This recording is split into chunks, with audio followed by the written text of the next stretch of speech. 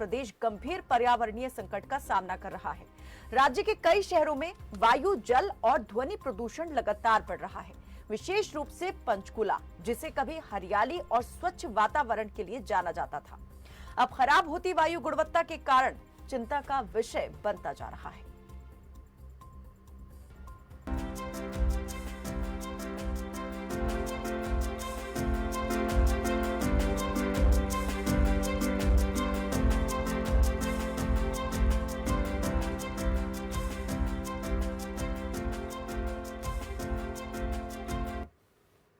आंखों में जलन, गले में खराश और सांस लेने में दिक्कत जैसी शिकायतें आम होती जा रही हैं। सड़क पर निकलते ही साफ महसूस होता है कि हवा कितनी भारी है और जहरीली हो चुकी है। कई इलाकों में तो हालात इतने खराब हैं कि बिना मास्क के बाहर निकलना भी खतरे से खाली नहीं। केंद्रीय प्रदूषण नियंत्रण बोर्ड ने 26 दिसंबर 2025 को 235 शहरों की एक सर्वे रिपोर्ट जारी की, जो बताती है कि महज 4.3% शहरों में हवा साफ है। वहीं 28.5% में स्थिति संतोषजनक बनी हुई है, जबकि दूसरी तरफ 67.2% शहरों में हालात चिंताजनक हैं। मतलब कि देश के ज्यादातर शहरों में आज हवा चिंताजनक बनी हुई है। 26 दिसंबर 2025 को देश में पंचकुला की हवा सबसे ज्यादा प्रदूषित दर्ज की गई, जब वायु गुणवत्ता सूचकांक यानी AQI 403 रिकॉर्ड किया गया। एक दिन पहले जो वायु गुणवत्ता सूचकांक 278 था, उसके स्तर में 24 घंटे के अंदर 125 अंकों का भारी उछाल दर्ज किया गया और वायु गुणवत्ता खराब से गंभीर श्रेणी में पहुंच गई। रुझानों में सामने आया है कि पंचकुला की हवा में प्रदूषण के महीन कण PM 2.5 पूरी तरह हावी है। पंचकुला में स्थिति किस कदर खराब है, इसी बात से समझा जा सकता है कि वहां प्रदूषण का स्तर विश्व स्वास्थ्य संगठन द्वारा निर्धारित सुरक्षित सीमा से 2500% अधिक है। पंचकुला में बढ़ते प्रदूषण के मद्देनजर हरियाणा प्रदूषण नियंत्रण बोर्ड ने गंभीर चिंता जाहिर की और संबंधित विभागों को सख्त एडवाइजरी जारी की है, जिसमें सड़कों पर नियमित पानी का छिड़काव, डस्ट सप्रेसेंट का प्रयोग और मैकेनाइज्ड सफाई बढ़ाने पर जोर देने के लिए कहा गया है। संसद के शीतकालीन सत्र में भी विपक्ष ने प्रदूषण के मुद्दे को जोर शोर से उठाया था। वायु प्रदूषण को स्वास्थ्य संकट बताते हुए विपक्ष के नेता सरकार की नीतियों पर जवाबदेही की मांग करते नजर आए, पर अफसोस गंभीर मंथन और चर्चा की जगह यह मुद्दा बयानबाजी और नारों के शोर में दब कर रह गया। अब सवाल है कि प्रदूषण में वृद्धि के लिए कौन जिम्मेदार है? सैनी सरकार इस समस्या को लेकर क्या कदम उठा रही है और क्या यह परेशानी प्राकृतिक और मौसमी कारणों से अधिक बढ़ रही है या इसका कारण सिस्टम की लापरवाही और विफलता है? इन तमाम सवालों के जवाब हम लेंगे हमारे साथ जुड़े मेहमानों से, जिसमें कई पार्टी प्रवक्ता हमारे साथ पक्ष विपक्ष के जुड़ेंगे, एक्सपर्ट हमारे साथ जुड़ेंगे और इस मुद्दे को लेकर हम चर्चा करेंगे। सभी मेहमान जुड़ चुके हैं, उनका तारुफ आपसे कराते हैं और करते हैं चर्चा की शुरुआत। बीजेपी प्रवक्ता रामराजी शर्मा हमारे साथ जुड़ चुके हैं, कांग्रेस प्रवक्ता कृष्ण शर्मा जुड़े हैं, इनेलो के प्रवक्ता ओमकार सिंह, वरिष्ठ पत्रकार सुरेंद्र भाटिया और पर्यावरणविद पंकज सूद हमारे साथ जुड़े हुए हैं। आप सभी का बहुत स्वागत हमारे साथ चर्चा में जुड़ने के लिए।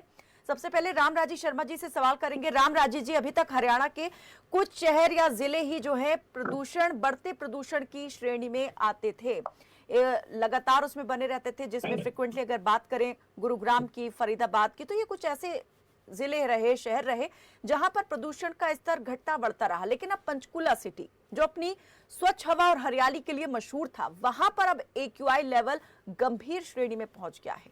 फ्लक्चुएट हो रहे हैं जरूर आंकड़े, लेकिन स्थिति जो है काफी गंभीर वहां पर बनी हुई है। आखिर क्या कारण है प्रदूषण के स्तर में तेजी से वृद्धि होती जा रही है? क्यों ये जो पंचकुला जो है इस श्रेणी में हो गया है? देखो, सबसे पहले आपके चैनल के माध्यम से मैं हमारे प्रदेश की, हमारे देश की देवतुल्य जनता जनार्दन को मैं राम राम करता हूं और फिर आपकी बात का जवाब देता हूं जी। जिस तरह से पंचकुला को हमारा सबसे प्रदूषण रहित शहर माना जाता था, भाई यहाँ प्रदूषण नहीं होता, और आपकी बात बिल्कुल सही है। उसके अब प्रदूषित होने के उसके कई कारण हैं। एक तो ये है, हवा का झोंका होता है, हवा का बदलाव होता है, हवा का बहाव होता है, ये भी कारण है। कुछ शहरीकरण हो गया, कुछ व्हीकल ज्यादा हो गए, इसके कई कारण हैं। तो इसका जहां तक इसका उपाय है, सरकार क्या कर रही है? विश्व के सबसे लोकप्रिय और ताकतवर प्रधानमंत्री आदरणीय नरेंद्र मोदी जी ने हमारे देश की जनता को आह्वान किया था और उन्होंने, हमारी पार्टी ने उस पर इम्प्लीमेंट भी किया, एक पेड़ माँ के नाम से। तो हमारा जो सेवा सप्ताह चला था, उसमें हमने वृक्षारोपण करा और बहुत सारे लाखों पौधे लगाए। और दूसरा, जो एनसीआर में 10 साल पुराने डीजल व्हीकल थे वो बैन किए, और 15 साल पुराने जो पेट्रोल व्हीकल थे वो बैन किए। और हमारी सरकार ने भी इलेक्ट्रिकल बसें खरीदी। और जो ऑटो थे, ऑटो भी हमने ये सीएनजी में, और ये सॉरी, इसमें इलेक्ट्रिकल ऑटो को, ई रिक्शा जिसको बोलते हैं, उसको प्रमोट किया, उसमें हम सब्सिडी दे रहे हैं।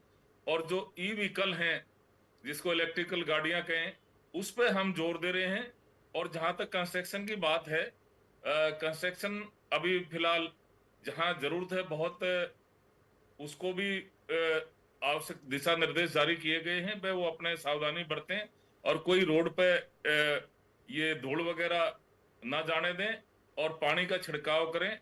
और जिस तरह से पानी का छिड़काव हो रहा है, और जहां तक अवैध खनन हमारी सरकार में नहीं होता है, वो धूल उड़ा करती वहां पे अब नहीं होता।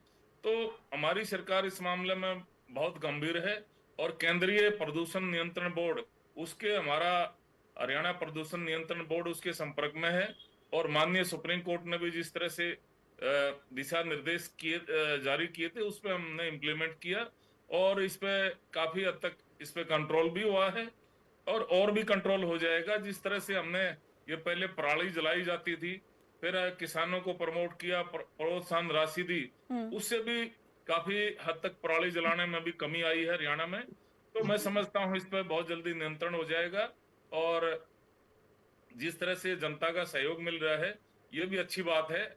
और जिस तरह से हमारी सरकार काम कर रही है, माननीय हमारे मुख्यमंत्री जी जनता की सेवा में समर्पित रहते हैं, और युवाओं के हृदय सम्राट हैं, बहुत ही मिलनसार हैं, छत्ती बिरादरी के मसीहा हैं, और जनता भी उनको भरपूर सहयोग दे रही है। तो किसानों ने उनकी बात मानी, उन्होंने आह्वान किया था किसानों से। सर, अच्छी और बात है, पराली उन्होंने जलाने के मामलों में कमी दर्ज हुई है, लेकिन मैं यहाँ आपसे सवाल यही पूछ रही हूँ कि आखिर प्रदूषण के स्तर में कमी क्यों दर्ज नहीं हो रही है? सरकार गंभीर है तो स्थिति गंभीर क्यों बनती जा रही है? आखिर कहां पर कमी रह रही है?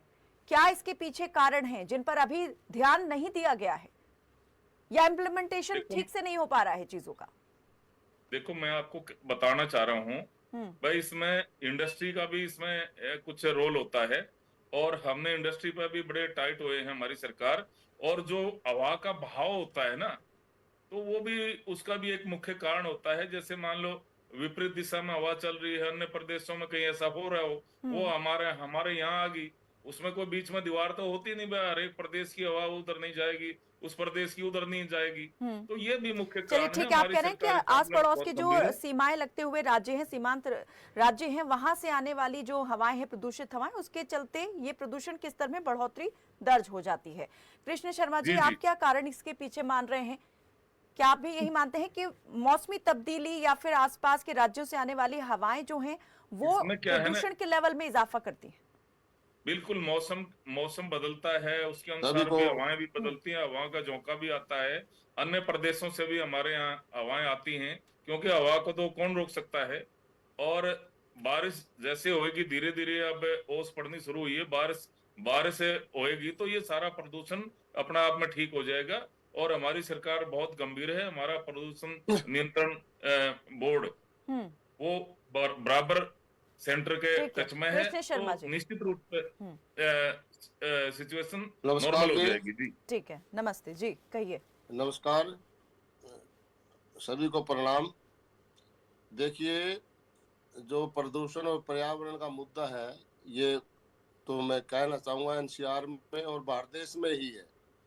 और ये प्राकृतिक मार भी हुआ करती है, और कई जो प्रकृति का जो दहन है, चाहे वो शिवालिक की पहाड़ियाँ हो, चाहे वो अरावली का क्षेत्र हो, वहाँ भी और जो गंगा का, जो जमुना का हमारा मैदान है, इसमें जो दिन रात खनन का कार्य जो चल रहा है, जो आप सड़कें देखेंगे, जो जमुना की तरफ 10-10 किलोमीटर तक जो सड़कें हैं, उसमें जो रेते का जो भाव है, जो आता है, जो ओवरलोडिंग जो चलती है, ट्रालियां, कैंटर, टैंकर, और उससे जो प्रदूषण होता है, जो खनन होता है, खनन आता कहाँ से है?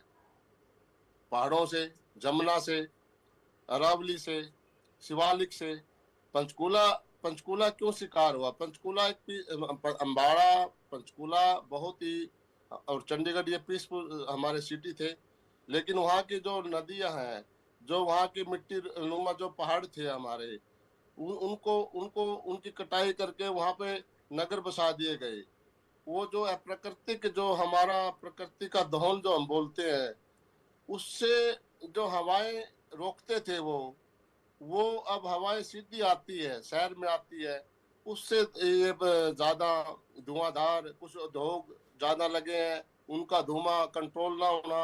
हरियाणा जो प्रदूषण नियंत्रण बोर्ड है, वो मनमानी करना। आप देखिए, आप अपनी गाड़ी, चाहे आपकी 20 साल पुरानी गाड़ी है, चाहे वो प्रदूषण रहित है, जाइए और वो अपना फीस 50-100-200 रुपये जो फीस होती है उसको पास कर देते हैं। कोई ज्यादा वो नहीं। फैक्ट्रियों में इतना धुआं निकलता है, ईंट भट्ठे अभी सर्दियों में चलते हैं, उनका धुआं है, उनको कोई देखने वाला, चेक करने वाला नहीं है। चेक करते हैं तो उनको छोड़ दिया जाता है। सब इंस्पेक्टरी राज, सब जी अपनी अपनी ये कहते हैं पर्ची कर्ची, इनकी तो बंदी हुई है, इनका तो कोई रोक थाम ही नहीं है। आज वृद्ध बच्चे, चाहे वो करनाल हो, पानीपत हो, सोनीपत हो, चाहे वो फरीदाबाद, गुड़गांव हो, पंचकुला हो, आज सांस लेना दुर्बल हो गया है। दमा, अस्थमा, सांस घुटन की बीमारी आम हो गई है। और ये, मैं ये नहीं कहता कि भाई भाजपा सरकार इस पे कोई कार्य नहीं कर रही। सभी सरकारों ने काम किया। 1974 से इस पे काम होना शुरू हुआ। जल अधिनियम 1974 बना, वायु अधिनियम 1981 बना, पर्यावरण संरक्षण अधिनियम 1986 बना, और हरियाणा प्रदूषण नियंत्रण बोर्ड काम कर रहा है। लेकिन जिस तरह से काम करना चाहिए था, जिस तरह से रोकथाम करनी चाहिए थी, बड़ी बड़ी फैक्ट्रियों पर जो जुर्माने करने चाहिए थे, मैं नहीं कहता कि सरकार ने काम नहीं किए हैं, लेकिन और ज्यादा काम करने की आवश्यकता है। एक राष्ट्रीय दिल्ली, आप दिल्ली को हम हरियाणा से दूर नहीं कर सकते। तीन साइड हमारा हरियाणा है, फरीदाबाद है, उधर गुड़गांव है, इधर सोनीपत है, तो हरियाणा बीच में है। तो दिल्ली का प्रदूषण, हरियाणा का प्रदूषण, ये देखो एक राष्ट्रीय मुद्दा मैं कह सकता हूँ एनसीआर को। इस पे व्यापक एक स्ट्रॉन्ग, एक डिसिप्लिन, एक महकमा एक अलग से बन जाए। इससे थम नहीं रहा प्रदूषण से। कोई इसी पे काम करे तो मैं समझता हूँ कि अपने आम जनता की जान बच सकती है, और नहीं तो पलायन करने का भी, क्योंकि पलायन भी नहीं हो सकता, इतना किसी के पास नहीं है। दिल्ली को पलायन नहीं किया जा सकता, किसी भी शहर को पलायन नहीं किया जा सकता। ये एक राष्ट्रीय स्तर पर सोचने की बात है। क्यों ना हर साल ये हमारे अक्टूबर, नवंबर, दिसंबर, जनवरी में ये समस्या आ जाती है। इस पर व्यापक राजनीतिक न करके इस पर व्यापक वो करने की जरूरत है। और रही मेरे भाजपा प्रवक्ता भाई रामराव शर्मा जी ने कही, अभी करनाल में भाजपा का कार्यालय बना, बिना किसी अनुमति के, बिना उसके 40 बड़े बड़े पेड़ों को काट दिया गया है। इनमें लॉ एंड ऑर्डर की तो कोई बात ही नहीं है। यहाँ इनका लॉ एंड ऑर्डर अपना खुद का है। उसमें अपने सड़क बना ली, उसमें छोटे मोटे पेड़ थे, बड़े 40 पेड़ थे, ऐसे अनेक पेड़ों को ये कटवा देते हैं जो इनके सामने आते हैं। पहाड़ों को तोड़वा दिया, तो अरावली के अरावली अडानी को दे देंगे, वहां बड़े बड़े वो चलेंगे। ये इस पे गंभीर नहीं है। तो रामराज जी शर्मा जी, कांग्रेस प्रवक्ता कह रहे हैं कि सरकार पर्यावरण को लेकर गंभीर नहीं है, लगातार दोहन हो रहा है, और वो दोहन अब खतरनाक साबित होने लग गया है मानव जीवन के लिए। अंसारी जी, जी हम किसानों को दोष देते थे पराली। देखो, पराली जलने के गंभीर है, मशीनें नहीं दी गई, सब्सिडी नहीं दी गई। अरे मेरे भाई, किसानों के लिए तो किसानों की सरकार है, ये मजदूरों की सरकार है, ये शोषित समाज की सरकार है, ये वंचित समाज की सरकार है, ये दबे कुचलों की सरकार है, ये सभी वर्गों की सरकार है, ये आ रही हूँ ओमकार जी आपके पास। चलिए ओमकार जी को ले लेते हैं। आप क्यों कह रहे हो? किसानों के लिए जो ओंकार हमने जी, करा, कभी बेहद करा नहीं। गंभीर ये समस्या इस वक्त बनी हुई है, लेकिन क्या सिर्फ समय पर छोड़ देना चाहिए? जैसे अभी कांग्रेस प्रवक्ता ने कहा कि सितंबर, अक्टूबर, नवंबर और दिसंबर में ये समस्या बहुत ज्यादा विकराल हो जाती है। क्या मौसमी तब्दीली ही इसके पीछे मुख्य कारण है, प्रदूषण के स्तर में बढ़ने के पीछे, या फिर और भी दूसरी चीजें आप भी देख रहे हैं कि यहाँ अगर उन पर ध्यान दिया जाए तो ये समस्या सुलझाई जा सकती है? देखो, धन्यवाद जी। मैंने पहले आपको तो मैं बताया, आपका और आपके चैनल का धन्यवाद करूंगा कि आपने बहुत ही महत्वपूर्ण मुद्दा जो हमारा और हमारी पीढ़ियों से संबंधित है, पर्यावरण प्रदूषण, इसको हल्के में नहीं ले सकते हम। आपने दो बहुत महत्वपूर्ण प्रश्न किए। पहला, पर्यावरण प्रदूषण के कारण, और दूसरा, इसके लिए जिम्मेवार कौन। पहले मैं दूसरे प्रश्न का उत्तर देता हूँ, जिम्मेवार कौन। सबसे पहले तो जिम्मेवार हम सब है, जो पेड़ पौधे लगाते नहीं है, कटने पे जोर देते हैं। दूसरा, मुख्य जिम्मेवारी सरकार की है, क्योंकि सत्ता के पास बहुत कुछ ऐसे साधन होते हैं जिसकी वजह से हम पर्यावरण प्रदूषण पर नियंत्रण कर सकते हैं, एयर क्वालिटी इंडेक्स को ठीक कर सकते हैं, अच्छा कर सकते हैं। कारण कितने हैं? कारण तो देखिए बहुत से हैं। जब तक हम समस्या को नहीं समझेंगे, कारण पता नहीं लगेगा। मुख्य कारण है जो प्रदूषण का है, वो है ओजोन परत का धीरे धीरे धीरे धीरे उसको पतला होना। क्योंकि सूर्य की जो किरणें आती हैं उसमें रेडिएशन होता है, रेडियो एक्टिव किरणें होती हैं। तो वो किरणें जब धरती पर आती हैं और रिफ्लेक्ट होती हैं तो प्रदूषण क्रिएट होता है। और इस चीज को सिर्फ और सिर्फ पेड़ पौधे और वातावरण की ऐसी चीजें जो इन किरणों को अपने ऊपर अब्जॉर्ब कर लेती हैं बचा सकती हैं। आज परिस्थिति क्या है? पेड़ पौधे लगातार कटते जा रहे हैं, चाहे कोई भी सर्दी, पेड़ पौधे कटते जा रहे हैं, नए पौधे नहीं लग रहे। मेरे भाई बीजेपी प्रवक्ता ने कहा एक पेड़ माँ के नाम पे, तो पेड़ फिर भी नहीं लगे। ठीक है, कुछ लग गए होंगे, इससे ज्यादा पेड़ तो बीजेपी ने अपने कार्यालय में आने वाले पेड़ों को काट दिया। दूसरा, अब गाड़ियों की संख्या लगातार बढ़ रही है कायनात की। गाड़ियों की संख्या क्यों बढ़ रही है? क्योंकि गाड़ियों के ऊपर फाइनेंस है। आप 50,000 रुपए या लाख रुपए दीजिए, बड़ी से बड़ी गाड़ी आपके घर पे आ जाती है। ये एक माध्यम जो बन चुका, की जिंदगी रहेगी। प्रत्येक व्यक्ति कहता है कि मैं अपने घर पे गाड़ी रखूं, चाहे किस्त दी जाए या ना दी जाए, चाहे साल बाद ही फाइनेंसर उठा के ले जाए, लेकिन गाड़ियों की संख्या लगातार बढ़ती जा रही है। इसका कारण इजी फाइनेंस है। तो हम ये भी नहीं कह सकते कि इजी फाइनेंस खत्म कर दिया जाए, क्योंकि इससे गाड़ियों वालों को इफेक्ट पड़ेगा। अब बीजेपी के प्रवक्ता ने एक बहुत बड़ी बात कही। इन्होंने कहा हमारी सरकार ने नियंत्रण करने के लिए गाड़ियों के ऊपर 10 साल डीजल के लिए और 15 साल पेट्रोल के लिए रख दिया। मैं आपको बताना चाहता हूँ कायनात जी, 50 लाख रुपए की फॉर्च्यूनर है, 10 साल इन्होंने उम्र फिक्स कर दी। 10 साल में इनोवा, फॉर्च्यूनर, इन गाड़ियों का कुछ भी नहीं बिगड़ता। और 10 साल में ये गाड़ियां कितना चल जाएंगी? हमारे जैसे लोग, आप जैसे लोग जो चलाएंगे, 10 साल में 1 लाख किलोमीटर भी नहीं चलती। 10 लाख किलोमीटर तक इनका इंजन नहीं खुलता। ये तो बहुत गलत किया सरकार ने 10 साल और 15 साल करके। क्या इससे प्रदूषण कंट्रोल हो जाएगा? लाखों रुपए की गाड़ियां 10 साल में बेकार कर दी इन्होंने, ये तो गलत है। इसकी सीमा तो मैंने पहले भी बोला था, कम से कम 25 साल होने चाहिए। जब हमारा एयरक्राफ्ट 52 साल चल सकता है, जो एयर इंडिया का अभी एयरक्राफ्ट क्रैश हुआ था वो 50 साल पुराना था। अगर एरोप्लेन 50 साल चल सकता है, तो गाड़ियां 10 और 12 साल में क्या कंडम हो जाएंगी? अफसोस की बात है। चलिए हम ट्रैक पर रहेंगे। आज का मुद्दा पर्यावरण प्रदूषण को बचाना है। इसके लिए हम क्या कर सकते हैं? किसान को दोषी दे देते हैं कि किसान तो इतना दोषी नहीं है जितने दोषी हम खुद हैं, क्योंकि गाड़ियां हम लोग चला रहे हैं। हमारी आदतें ऐसी हो चुकी हैं कि घर से बाहर निकलना है तो भी हमने कार लेके निकलना है। ये चीजें हमें खुद पर नियंत्रण करनी पड़ेंगी।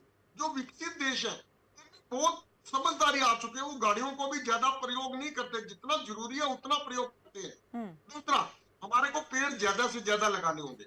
हम किसान को दोषी ठहरा देते हैं कि पराली जलाता है। किसान तो पराली मात्र 15 दिन तक जलती है, बाकी उसके अलावा कहाँ आता है? भाई रामराजी शर्मा जी ऐसी बड़ी बड़ी बातें कर रहे थे, हवा का झोंका, बाहर की हवाएं आ जाती हैं। देखिए, ये जब से सृष्टि बनी है तब से सृष्टि के ऊपर का स्पेस तो एक है ना जी, नीचे की तो हमारी बिल्डिंगें रोक देती हैं, लेकिन उनसे कोई वायु प्रदूषण नहीं हो जाता। हमारे हरियाणा में और पंचकुला में साथ तो हिमाचल लगता है। हिमाचल में से कहां से गंदी हवा आ जाएगी? ये तो हमारे अपने दोष हैं, जिनकी वजह से आज एयर इंडेक्स जो है, एयर क्वालिटी इंडेक्स है, जो न्यूनतम स्तर पर पहुंच गया, बहुत हाई पहुंच गया। इन चीजों को हमें खुद नियंत्रण करना पड़ेगा। लेकिन जब तक हम जनता को शिक्षित नहीं करेंगे, अपने बच्चों को शिक्षित नहीं करेंगे, शिक्षा के क्षेत्र में पर्यावरण प्रदूषण को पहली क्लास दूसरी क्लास से लागू कर देना चाहिए, ताकि बच्चों को पहले से पता लगे।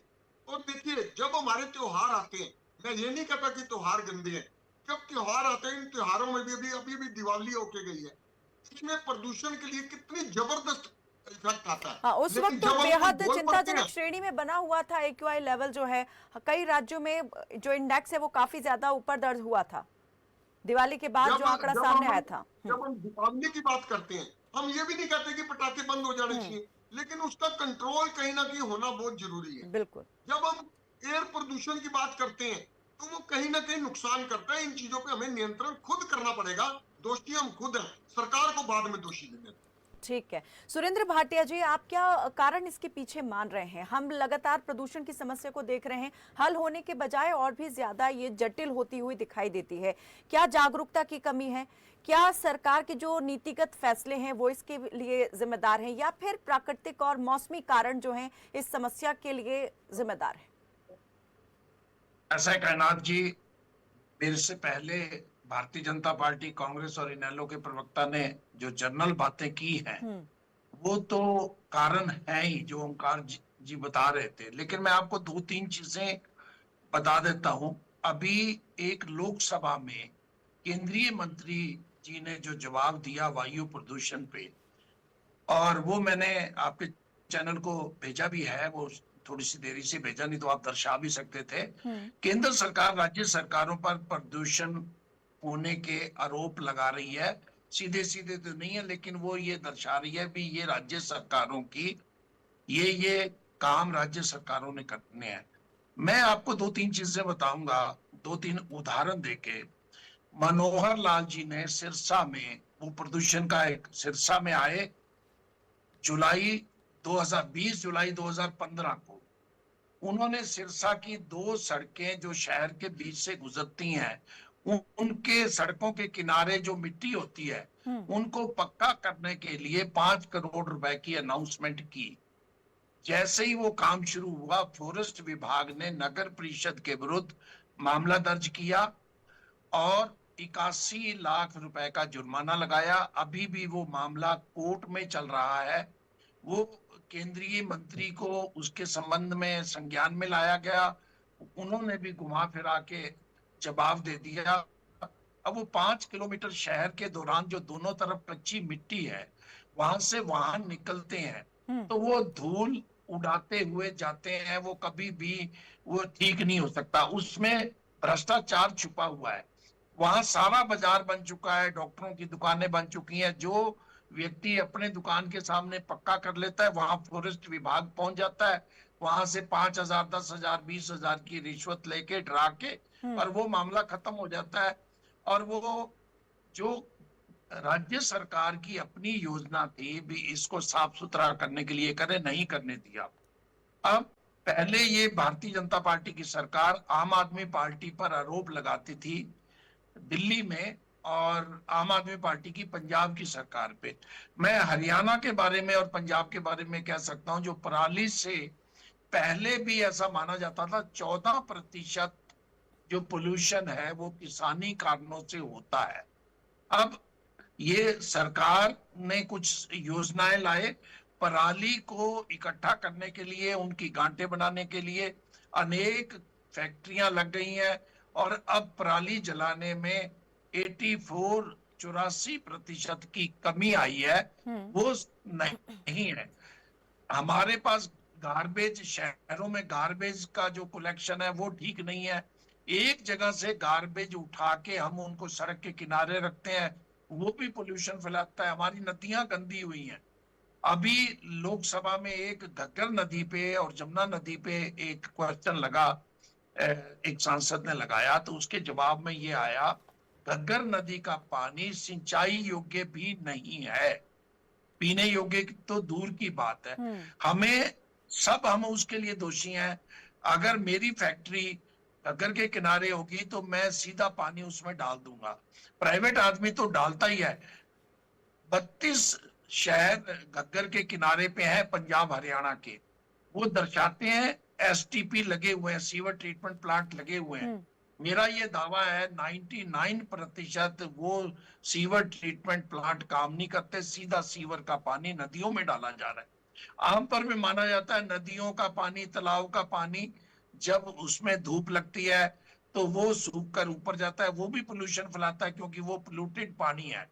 हमारे भ्रष्टाचार, ब्यूरोक्रेसी के कारण गार्बेज, शहरों में गार्बेज फैला हुआ है।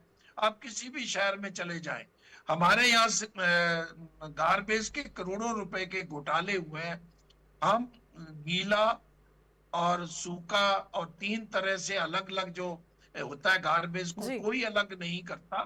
करोड़ों रुपए की वो डस्टबिन दिए गए अनेक शहरों में, हम भी अपने घर में नहीं करते।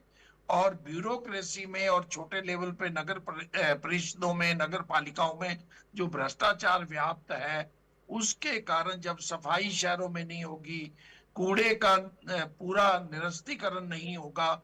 जो सबसे पहले अंबाला और सिरसा में वायु सेना की मदद से 2007 में कूड़ा प्रबंधन के संयंत्र लगाए गए।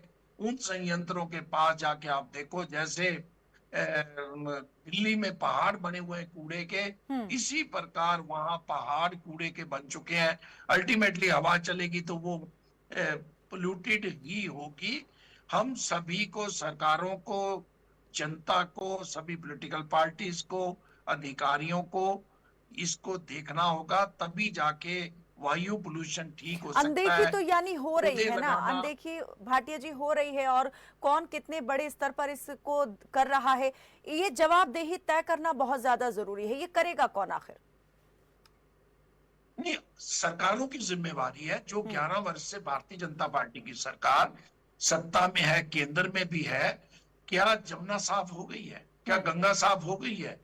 अगर हमने जो हमारे टारगेट फिक्स किए थे उन टारगेट्स को पूरा नहीं करेंगे, सीवर ट्रीटमेंट प्लांट लगाएंगे करोड़ों रुपए के, उनको चलाएंगे नहीं, तो कौन ठीक करेगा?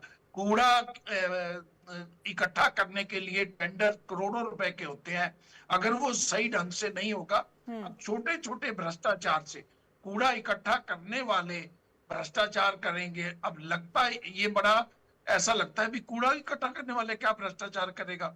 जब एक एक शहर का 10 करोड़, 15 करोड़, 20 करोड़ के ठेके होंगे और उसमें कमीशन दी जाएगी अधिकारियों को, तो जगह जगह पे कूड़ा। मैं एक चीज आपको लास्ट बता के मैं कूड़े का बता देता हूं। मैं 1 साल पहले एक रतिया शहर में मैं 2 बजे जा रहा था, मेरे सामने से एक रतिया नगर पालिका की ट्राली निकली, सारे शहर में कूड़ा बिखेरती जा रही थी। मैंने उसकी वीडियो बनाई और मैंने सीएम को ट्वीट किया, और लगभग 9 महीने बाद मेरे पास फोन आया भी आपका सीएम विंडो लगी हुई थी जी। अब तो हमने उसको पराली ऊपर उसको ढक के ले जाना चालू कर दिया है। हम सभी, और विशेष रूप में जो हमारे सरकारें हैं, उनकी जिम्मेवारी है, वो इसको ठीक कर सकते हैं, और जनता को भी सहयोग करना चाहिए। सभी मिलके इसको ठीक कर सकते हैं, केवल सरकार नहीं कर सकती। जी जी बिल्कुल, सामूहिक जिम्मेदारी है। अगर कहीं भी आप इस तरह की चीजें होते हुए देख रहे हैं, नियमों की अनदेखी हो रही है और प्रदूषण बढ़ाने का काम अगर आपके आसपास के लोग भी कर रहे हैं, खुले में कूड़ा जलाया जा रहा है, पराली को जलाई जा रही है, तो उसकी सूचना आप संबंधित विभाग अधिकारियों को देना आपका भी कर्तव्य है, ताकि जो प्रदूषण हवा में फैल रहा है उसको कम करने में आप भी भागीदारी निभा सकें। बिल्कुल ये सही कहा आपने कि कलेक्टिवली जिम्मेदारी है, लेकिन कहीं ना कहीं जो निकाय हैं और जो जनप्रतिनिधि हैं जिन्हें जनता चुनकर भेजती है, उनका भी यहाँ पर काम बढ़ता है, जवाबदेही उनकी ही यहाँ पर जनता के प्रति रहती है। पर्यावरणविद पंकज सूद भी हमारे साथ बने हुए हैं। पंकज जी, आपसे भी जानना चाहेंगे, क्या लग रहा है कि क्या जितना ध्यान हमें इस समस्या को सुलझाने की ओर देना चाहिए था उतना हम नहीं दे पा रहे हैं? बात होती है इस मौसम में जब बहुत ज्यादा सर्दी बढ़ जाती है, कोहरा पड़ता है, उसके चलते प्रदूषण का लेवल जो है बहुत बढ़ जाता है। इसी वक्त हम डिस्कस करते हैं, चर्चा होती है, लेकिन बाद में जब चीजें थोड़ा नॉर्मल होती हैं सब इस विषय को छोड़ देते हैं, भूल जाते हैं। क्या हमने विकास की कीमत जो है अपनी प्रकृति को भेंट चढ़ाकर चुकानी शुरू कर दी है, या हम ये नियति के भरोसे अब बैठ चुके हैं कि ये नियति है, नीति से कुछ नहीं होने वाला है? कायनाथ जी, आपने बिल्कुल ठीक कहा। सबसे पहले तो फिर मैं वही बात कहूंगा, आपने कह दी कि हमें प्रदूषण की याद तभी आती है जब स्थिति जो है बिल्कुल भयावह हो जाती है। अक्टूबर, नवंबर और दिसंबर शायद यही 3 महीने हैं जिसमें हम वायु प्रदूषण की बात करते हैं, जल प्रदूषण की बात करते हैं। अभी सभी महानुभाव जो है उन्होंने अपने अपने विचार रखे। इसमें कोई शक नहीं है कि हमारा क्लाइमेट जो है पार्शियली आजकल जो बना हुआ उसकी वजह से भी जो हमारा एयर क्वालिटी इंडेक्स है वो बढ़ रहा है। लो टेम्परेचर है, स्लो विंड स्पीड है। भाटिया जी भी बता रहे थे, ओंकार जी भी बता रहे थे कि इन दोनों कारण से जो हमारा PM 2.5 है वो आपका ओजोन लेयर जो है वो थिन होने की वजह से वो नीचे वाली लेयर में रह रहा है और स्लो विंड स्पीड की वजह से वो मूव नहीं कर रहा है। डेफिनेटली पोल्यूशन है। कारण बड़े क्लियर हैं। पराली की हम बात करते थे पहले, लेकिन डेफिनेटली पराली पे कंट्रोल हुआ, एक नेशनल कैंपेन हुआ पूरे नॉर्दर्न इंडिया में और उसका जो इफेक्ट है वो दिख रहा है। इस साल जो बर्निंग थी, आपकी स्टबल बर्निंग थी, उसमें काफी कमी आई।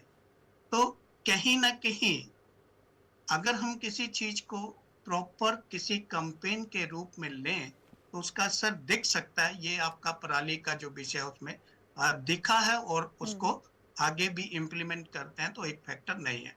लेकिन इस टाइम जो सबसे बड़े फैक्टर हैं वो डेफिनेटली व्हीकुलर मूवमेंट जो कंट्रीब्यूट कर रहा है आपका PM 2.5 के लिए, और लगभग 40% जो कंट्रीब्यूशन है वो आपका व्हीकल्स की वजह से आज का जो हमारा एयर क्वालिटी इंडेक्स है उसके ऊपर है। सेकंड जो मेन इशू है वो है आपका कंस्ट्रक्शन।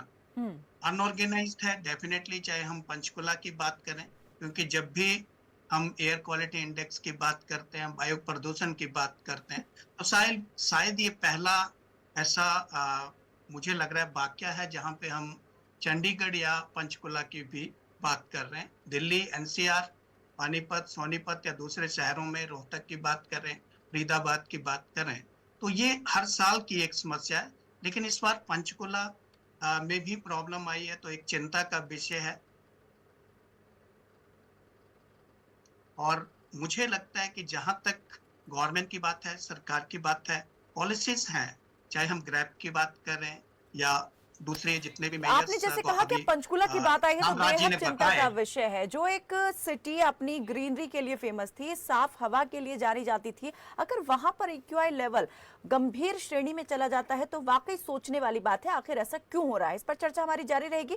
वक्त एक छोटे से ब्रेक का है, कहीं मत जाइए, आप बने रहिए हमारे साथ, देखते रहिए खबर फास्ट।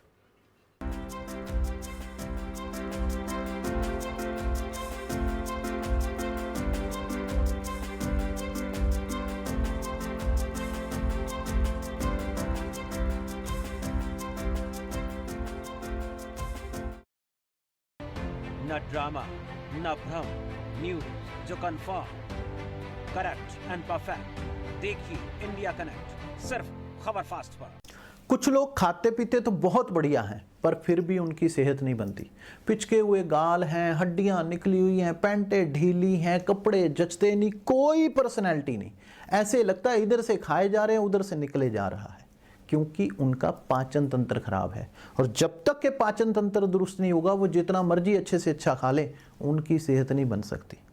इसलिए हमारी संस्था सन्यासी आयुर्वेदा ने एक ऐसी दवा का निर्माण किया है जो कि आपके लिवर को, आपके पाचन तंत्र को दुरुस्त करने का काम करती है, ताकि आप जो भी खाएं उसका पूरे का पूरा निचोड़ आपके शरीर को लगे, आपकी भूख बढ़े, खाया पिया सही से लगे, नया खून बने, हड्डियों में जान आए, वजन बढ़े और आप मोटे तगड़े खूबसूरत पर्सनैलिटी के मालिक बन जाएं। सिर्फ 655 रुपए की पूरे 1 महीने की दवा होती है और आप इसे घर बैठे 01145454545 पर फोन करके दवा मंगवा सकते हैं। उत्तर प्रदेश देश का सबसे बड़ा सूबा, 80 सांसद, 403 विधायक, 17 मेट्रो सिटी, 200 शहर, 545 कस्बे, पल पल बदलते राजनीतिक हालात, मुद्दों पर क्या है जनता की बात, सियासी ढोल बोल रे बोल सिर्फ खबर फास्ट पर। उत्तराखंड में 12 महीने पर्यटन की संभावनाएं हमेशा से रही है। अब यहाँ कनेक्टिविटी सुधर रही है। उत्तराखंड विंटर टूरिज्म को नया आयाम दे रहा है। गर्मियों में चार धाम यात्रा और मनोहारी पर्यटन स्थलों के लिए सुविख्यात उत्तराखंड राज्य अब शीतकाल में भी तीर्थ यात्रियों और पर्यटकों के लिए प्रमुख आकर्षण का केंद्र बन रहा है। सर्दियों में धामों के कपाट बंद हो जाते हैं, लेकिन इस दौरान भी चार धामों की पूजा अर्चना उनकी शीतकालीन प्रवासों में अनवरत की जाती है, जहां बड़ी संख्या में तीर्थ यात्री दर्शन के लिए आते हैं। ऊखी मठ के ओंकारेश्वर मंदिर में बाबा केदारनाथ, ज्योतिर्मठ के नरसिंह मंदिर में बद्री विशाल जी, खरसाली के खुशी मठ मंदिर में मां यमुना और मुकबा मंदिर में मां गंगा का शीतकालीन प्रवास होता है। इसके साथ ही कार्तिक स्वामी, नैना देवी मंदिर, कैंची धाम, महासु देवता, जागेश्वर धाम, कसाल देवी, पंच केदार, ओम पर्वत, पूर्णागिरि मंदिर और कई अनेक आस्था स्थल शीतकाल सहित पूरे वर्ष दिव्यता का अनुभव कराते हैं। प्रधानमंत्री श्री नरेंद्र मोदी के मार्गदर्शन और मुख्यमंत्री श्री पुष्कर सिंह धामी के नेतृत्व में राज्य सरकार ने शीतकालीन यात्रा को सुरक्षित, सुगम और सुव्यवस्थित बनाने के लिए व्यापक तैयारियां सुनिश्चित की है। प्रदेश शीतकालीन धार्मिक व आध्यात्मिक पर्यटन के साथ साथ प्रकृति प्रेमियों, साहसिक यात्रियों और पर्यटकों के लिए भी एक नया आकर्षण बनकर उभर रहा है, जहां बर्फ से ढके पहाड़, खूबसूरत होम स्टेज और हिमालय की सुनहरी धूप हर किसी को अविस्मरणीय अनुभव प्रदान करती है। तो आइए इन सर्दियों में देवभूमि की शीतकालीन यात्रा का हिस्सा बने। उत्तराखंड की पवित्र धरा आपका स्वागत करती है।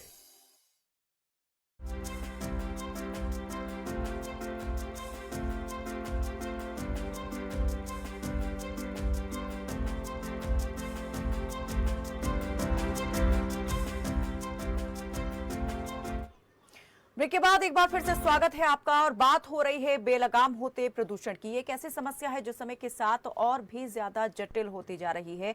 हल निकालने के लिए तमाम तरह के अभ्यास और प्रयास जो है सरकार द्वारा किए जाते हैं, लेकिन आखिर कमी कहाँ रह रही है जो ये समस्या और भी ज्यादा बढ़ती जा रही है और भीषण होती जा रही है। पंचकुला एक ऐसी सिटी जहां पर एक पर्यटन हब के रूप में वो अग्रसर होती दिखाई दे रही है, अपने आप को विकसित करती नजर आती है अपनी सुंदरता के लिए, और जो पहाड़ियां वहां पर हैं, मोरनी हिल्स, उसके लिए पहचानी जाती है। साफ और स्वच्छ वायु वहां की एक पहचान हुआ करती थी, हरियाली वहां की सुंदरता की आन बान शान होती थी। लेकिन अब वहीं पर प्रदूषण जैसी समस्या का बढ़ना एक बेहद चिंताजनक बात है। आखिर क्यों ये इजाफा हो रहा है? क्योंकि वहां पर सांस लेने का इस वक्त जो सीधा सीधा मतलब है ये है कि एक व्यक्ति औसतन 5 सिगरेट पी रहा हो, तो इतना ज्यादा प्रदूषण का लेवल बढ़ गया है। 400 के पार AQI पहुंच गया है। PM 2.5 का जो लेवल है सबसे ज्यादा यहां पर दर्ज किया गया है। प्रदेश के सबसे प्रदूषित, देश के सबसे प्रदूषित शहरों में से एक पंचकुला सिटी दर्ज हुई है। तो इसके पीछे क्या कारण है? सरकार को इस वक्त क्या सबसे ज्यादा करने की जरूरत है? आम लोगों को क्या इस वक्त करना चाहिए? इन तमाम चीजों को, सवालों को लेकर इस वक्त हम चर्चा कर रहे हैं। मेहमान हमारे साथ जुड़े हुए हैं, पर्यावरणविद पंकज सूद हमारे साथ बने हुए हैं और ब्रेक पर जाने से पहले पंकज जी बात अपनी रख रहे थे।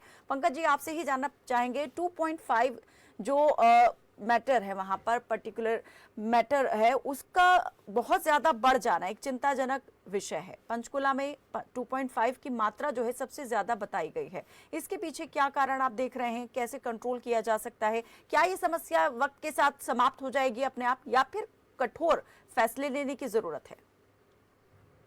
कहना चाहिए डेफिनेटली PM 2.5 जो है उसकी मात्रा लगभग 50 के आसपास पंचकुला में जो है वो इससे ऊपर जो है वो रिकॉर्ड की जा रही है पिछले कुछ दिनों में।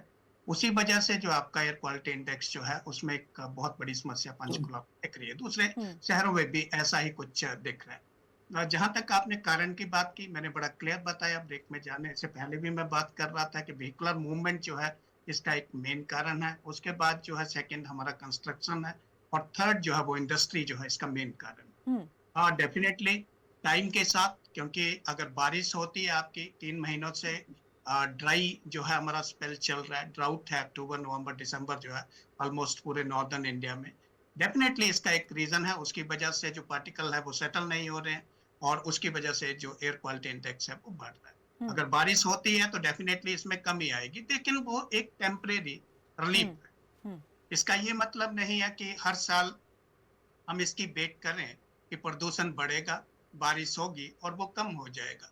अगर ऐसा है तो फिर शायद किसी को सोचने की जरूरत नहीं है, ना तो गवर्नमेंट को कोई हमारे पॉलिसी बनाने की जरूरत है, ना कोई मेजर्स लेने की जरूरत है। तो डेफिनेटली रिस्पॉन्सिबिलिटी इस टाइम अगर बात करें तो सबकी है।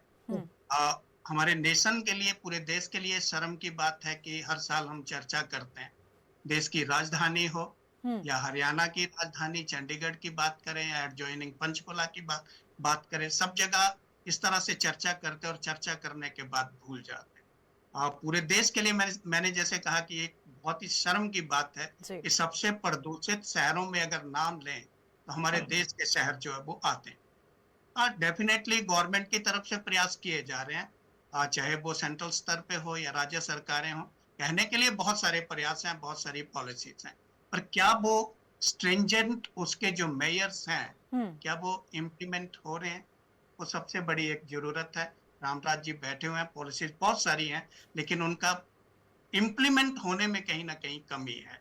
व्हीकुलर मूवमेंट अगर इस टाइम हमें लगता है कि इस टाइम पे हमारी समस्या है, तो हम क्यों ना उसको चेक करें। हर आदमी की भी रिस्पॉन्सिबिलिटी है। ओंकार जी ने कहा कि एज ए इस कंट्री के हम सिटीजन हैं, तो इसमें अगर प्रदूषण हो रहा है तो कहीं ना कहीं कुछ रिस्पॉन्सिबिलिटी हर सिटीजन को लेनी चाहिए। हमें खुद ये सोचना पड़ेगा कि हम क्या इस टाइम पे जब इतना पोल्यूशन है तो हम क्या व्हीकल्स कम कर सकते हैं, मूवमेंट कम कर सकते हैं, क्लब कर सकते हैं, इंटीग्रेट कर सकते हैं, गवर्नमेंट की जो हमारी ट्रांसपोर्ट सिस्टम है उसका यूज कर सकते हैं। तो डेफिनेटली इसकी तरफ भी सोचना पड़ेगा। लेकिन जहां तक सरकार की बात है, डेफिनेटली एक पेड़ माँ के नाम की बात हो या कुछ भी बात हो, जब तक वो चीजें धरातल पे प्रॉपर तरीके से इम्प्लीमेंट नहीं होंगी, अगर आपका इंडस्ट्रियल बेस्ड है, कहने के लिए वो मेयर्स हैं, लेकिन उनको जो इम्प्लीमेंट करने वाले लोग हैं, अगर वही उसको प्रॉपरली इम्प्लीमेंट नहीं करवा सकते हैं, तो शायद मुझे लगता है कि ये प्रदूषण की बात हम इसी तरह से हर साल करते रहेंगे और इसका कोई भी इम्पैक्ट जो है वो धरातल पे नहीं दिखेगा। शायद हम लोग जो इंडिया में है, एक सबसे बड़ी बात है कि हम चीजों को जितना जल्दी डिस्कस करते हैं उतना जल्दी भूल जाते हैं। अभी शायद 8-10 दिनों में अगर ये लगेगा कि प्रदूषण कम हो गया तो सभी लोग भूल जाएंगे और फिर वही बात चलेगी, 8-9 महीने अपना मजा करेंगे और उसके बाद दोबारा अक्टूबर-नवंबर में फिर इस चर्चा पे बैठ जाएंगे। तो मेरा सबसे अनुरोध यही है, क्योंकि पॉलिसी मेकर्स हमारे साथ बैठे हुए हैं, तो चिंता का विषय है, गवर्नमेंट को पॉलिसीज को इम्प्लीमेंट जो करना है उसकी तरफ भी थोड़ा ध्यान देना चाहिए। और क्या हम इस टाइम पे ऐसी सिचुएशन में कर सकते हैं, उसका पहले से प्लानिंग जो है वो प्रॉपर होनी चाहिए। जब हमें पता है कि इन महीनों में ऐसी समस्या आती है, तो हमारी प्लानिंग उससे 2 महीने पहले क्यों नहीं हो सकती है, हम उसी टाइम पे क्यों चर्चा करते हैं। तो शायद ये आने वाले टाइम में कुछ सुधार हो, ऐसी अपेक्षा जो है मैं करता हूँ कि सभी चीजों की तरफ अगर हम ध्यान देंगे तो डेफिनेटली हम अपना सर जो है वो ऊपर रख के चल सकते हैं पूरी दुनिया के सामने। डेवलपमेंट एक प्रोसेस है, चलता रहेगा, उसको रोका नहीं जा सकता है, लेकिन उस डेवलपमेंट को कैसे प्रॉपर तरीके से करें वो शायद सोचने की जरूरत है। ऐसा नहीं है कि हमारे देश में डेवलपमेंट हो रही है, आप दूसरे कंट्रीज में जाइए, जापान की बात करें तो वो लोग अपने देश के बारे में पहले सोचते हैं, अपने बारे में बाद में सोचते हैं। हम लोग शायद इंडिया में इससे उल्टा चलते हैं कि हम अपने बारे में पहले सोचते हैं और देश या दूसरे लोगों के बारे में, बायोडाइवर्सिटी हो या देश हो, उसके बारे में बाद में सोचते हैं। तो इन चीजों की तरफ ध्यान देने की जरूरत है, चाहे वो अवेयरनेस हो ग्राउंड लेवल से, स्कूल से स्टार्ट करके या डिफरेंट एजुकेशनल इंस्टीट्यूट्स में हो। सबसे पहले तो हमें अपनी अकाउंटेबिलिटी, अपनी ऑननेस जो है अपनी कंट्री की, उसकी तरफ जो है लोगों को अवेयर करने की जरूरत है। ये चीजें होंगी तो डेफिनेटली कमी आएगी। पॉलिसीज को बहुत एक स्ट्रिंजेंट वे में जैसी वो डिफाइन की गई हैं, उन स्टैंडर्ड्स को अगर हम इम्प्लीमेंट करते हैं तो डेफिनेटली इसमें कमी आ सकती है। कृष्ण शर्मा जी कुछ कहना चाह रहे थे। जी कृष्ण जी। अंसारी जी, देखिए वैसे तो पर्यावरण प्रदूषण बनाने के अनेक कारण हैं, काफी कारण हो सकते हैं, लेकिन अभी हाल में हमारे केंद्रीय मंत्री, बड़े पावरफुल मिनिस्टर हैं नितिन गडकरी जी, जिन्होंने हिंदुस्तान में सड़कों का जाल बिछा दिया। उन्होंने कहा कि अगर मैं दिल्ली में रहता हूँ 2 दिन, मैं बीमार हो जाता हूँ, और मुझे दुख है इस बात का कि उस तेल का मेरे को नाम याद नहीं, भाई वो तेल गाड़ियों में हम बाहर के देशों से खरीदते हैं और उसमें ज्यादा प्रदूषण होता है। ये बात सही है, लेकिन एक बात और सही है कि जो हमारे हाईवे है हिंदुस्तान में फैले हुए हैं, बहुत बड़े बड़े, चारों तरफ को निकाल दिए हैं, जो उनके किनारे हैं, जो धूल कम से कम 2-2 फुट, 1-1 फुट के एरिया में जमी हुई है, और वो जैसे गाड़ियां जाती हैं और वो धूल जो उठती है, वो भी एक पर्यावरण का बहुत बड़ा मतलब एक प्रमुख स्रोत हो गया है। और बीजेपी ने 2014 से 25 तक इनका कहना है कि हमें 18 करोड़ से ऊपर वृक्ष लगाए हैं। किसी सड़क पे, किसी भी सरकारी उसमें, किसी गांव की फिरनी में, किसी छोटी सड़क पे, किसी बड़ी सड़क पे हमें वे लहराते हुए नजर नहीं आए। पहले क्या होता था, अगर 1-2 किलोमीटर में सरकार पौधे लगाती थी, 2-3 किलोमीटर में एक बेलदार या वर्क चार्ज, उस समय भी साइकिल से पानी लेता था, उसको पाड़ता था, उसको सींचता था, और वो बड़े बड़े पेड़ हो जाते थे। लेकिन 18 करोड़ वृक्ष लगने के बाद भी हमें 1800 कहीं नजर नहीं आए हरियाणा में। अगर सरदार जी ने, ओंकार जी ने नजर आए हो तो मैं कह नहीं सकता, मैंने तो खूब देखा। जिट रोड पे मेरा गांव है, इतना पॉल्यूशन है सड़क पे, उसके अपने जो माटियां उसको गर्दा है, उसको साफ करने की मशीन लगा जब ये टोल लेते हैं गडकरी जी, तो उस पर उसका प्रदूषण तो अपना बीमार का काम तो गडकरी जी कर रहे हैं, वो तो खुद बीमार हो गए, दुनिया को बीमार कर रहे हैं। सबसे ज्यादा पॉल्यूशन हाईवे से, सड़कों से हो रहा है। और उसके बाद जो उन्होंने कहा कि उससे अभी मुख्य न्यायाधीश जी ने कहा, हमारे सूर्यकांत जी ने, चीफ जस्टिस जी ने, भाई मैं घूमने के लिए निकल गया, कोठी बड़ी मिली तो मैं बीमार हो गया। अब बात बहुत दूर तक जाली। अब इस पर कोई राष्ट्रीय पॉलिसी ऐसी बने कि रेगुलर वो 12 महीने काम करे। ये नहीं कि अभी हमारे पर्यावरणविद जी बोल रहे थे कि अक्टूबर, नवंबर, दिसंबर, और फिर हिंदुस्तान के लोगों की आदत है भूल जाते हैं, 8 महीने वो मौज लेते हैं, और फिर खांसी दमा के मरीज हो जाते हैं 4 महीने के लिए। तो ये एक राष्ट्रीय पॉलिसी, रेगुलर सतर्कता रहे कि जो कर्मचारी हैं, जो भी संस्थाएं हैं जो इस पर्यावरण को देख रही है, उनकी जिम्मेवारी हो। और प्रदूषण जो हमारा यू कंट्रोल बोर्ड है, जो यू फरी का सफेद हाथी बन गया है, इस पे अमल कराने की जरूरत है कि वो में जिस एरिया में थानेदार की रिस्पॉन्सिबिलिटी होती है, जिस क्षेत्र में कोई वृक्ष का, कोई पेड़ का कोई नुकसान होता है, आ रही हूँ ओमकार जी, तो वो ठीक है, बिल्कुल अकाउंटेबिलिटी जरूर यहाँ पर तय होनी चाहिए, और पॉल्यूशन कंट्रोल बोर्ड जो है उसे और ज्यादा सक्रिय रूप से काम करने की जरूरत है। ओमकार जी, संस्थाएं हैं, धार्मिक संस्थाएं हैं, अलग अलग धर्म की संस्थाएं हैं, सबकी जिम्मेवारी इसमें लगा दी जाए, तब जाके हमारा बेड़ा पार आऊंगे। रामराजी जी आऊंगे, आप ही के पास आऊंगे। ओमकार जी जल्दी से। जी हम प्रदूषण की बात कर रहे हैं, तो हमारा दायरा ना सिर्फ वायु प्रदूषण तक लिमिट होकर रह गया, जबकि वायु प्रदूषण के बाद भी जल प्रदूषण और ध्वनि प्रदूषण बहुत जबरदस्त है। जल प्रदूषण की वजह से हमें गंदा पानी मिल रहा है, और ध्वनि प्रदूषण की वजह से हम जब बाजार में जाते हैं, हॉर्न लगातार बजते हैं, और रात के 11-11, 12-12 बजे तक डीजे बजते हैं, ध्वनि प्रदूषण है। हमने अपने आप को एक वायु प्रदूषण तक सीमित कर लिया।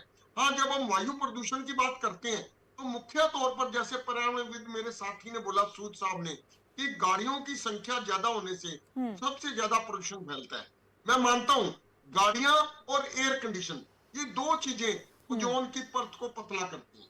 दोनों चीजें क्लोरोफ्लोरोकार्बन, CFC यूज करती हैं। एसी में जो गैस भरी जाती है, CFC गैस, सबसे ज्यादा घातक है। ये हमारे को चीजें इसीलिए लगानी पड़ रही है क्योंकि गर्मी के सीजन में हम रह नहीं पाते। हमारी जो इस वक्त स्किन है वो कंपैटिबल हो चुकी है एसी के, बगैर एसी के हम 1 मिनट भी नहीं जी पाते। इन स्थितियों की वजह से आज CFC यूज ज्यादा हो रही है, ओजोन की परत पतली हो रही है। देखिए, मैं इसके बारे में एक बात कहना चाहूंगा। ठीक है, सरकार इलेक्ट्रॉनिक व्हीकल्स को बढ़ावा दे, पेट्रोल और डीजल के व्हीकल्स बहुत कम हो, लेकिन इलेक्ट्रॉनिक व्हीकल्स की रजिस्ट्रेशन फीस क्यों नहीं खत्म करती सरकार? इलेक्ट्रॉनिक व्हीकल्स ठीक है। पर टोल टैक्स क्यों लग रहा है? क्योंकि इलेक्ट्रॉनिक व्हीकल्स जब हम प्रमोट करना चाहते हैं, किसी भी चीज को जब हम प्रमोट करने की बात करते हैं, तो कहीं ना कहीं हमें जनता को छूट देनी पड़ती है। तो आप कह रहे हैं कि आगे जो अगर इलेक्ट्रॉनिक व्हीकल्स यहाँ पर सड़कों पर आएंगे पेट्रोल डीजल वाहनों के बजाय, तो प्रदूषण के स्तर में कमी आएगी। इसके अलावा भी तो हम प्रदूषण के और कई कारण देख रहे हैं, औद्योगिकरण जो है, वहां से निकलने वाला धुआं है। और मैं कायनात जी सबसे बड़ी बात बोली है, एसी बहुत ज्यादा हो चुके हैं जिसमें सीएफसी गैस प्रयोग की जाती है, जो रामराजी शर्मा जी, प्रदूषण का सभी ने अपनी अपनी बात रख दी है। जिम्मेदारी यहाँ पर सरकार पर है। एक मजबूत सरकार प्रदेश और देश में चल रही है। कैसे इस समस्या का समाधान निकाला जाएगा?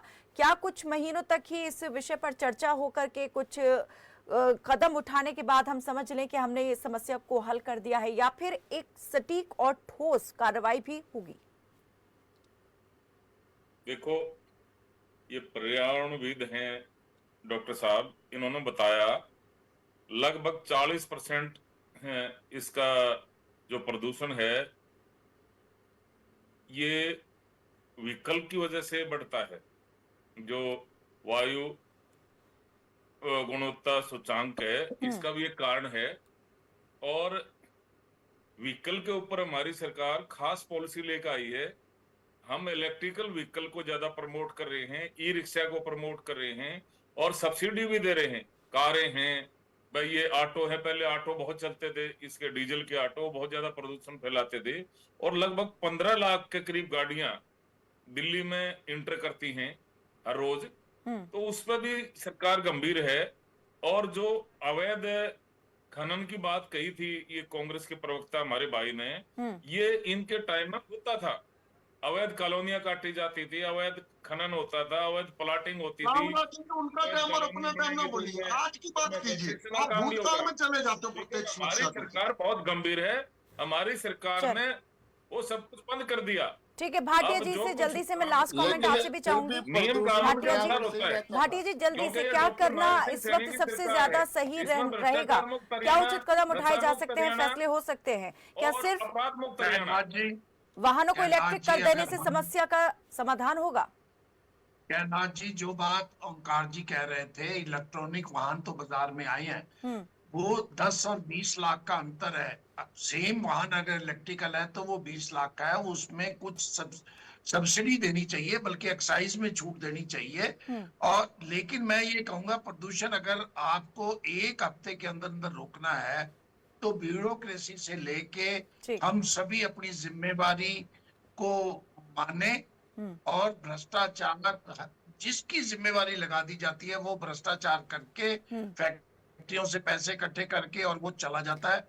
ब्यूरोक्रेसी में जो यहाँ कड़ी भ्रष्टाचार निगरानी है, रखने की उसको जरूरत है। खत्म करना रामराजी जी, जल्दी से मुझे समाप्त करना है। ये हाँ, हमारे बड़े भाई भाटिया जी ने कहा, इसमें जन भागीदारी जरूरी है, जन जागृति जरूरी है, जन सहयोग जरूरी है। और जिस तरह से हमारी सरकार काम कर रही है, और मैं देवतुल्य जनता जनार्दन से भी विनम्र आग्रह करता हूं कि वो भी हमारा इसमें साथ दें। और माननीय मुख्यमंत्री जी इस मामले में बहुत गंभीर हैं, वो समय समय पे इस हर एक विभाग ब्यूरोक्रेसी अपना ठीक से काम करे, ये भी कहा है सुरेंद्र भाटिया जी ने कि वहां पर भी निगरानी रखने की जरूरत है। कैसे काम कर रहे हैं, क्या काम कर रहे हैं, और जब ये जवाबदेही तय होगी तभी ये समस्या जो है हम उसका समाधान करने में सफल होंगे।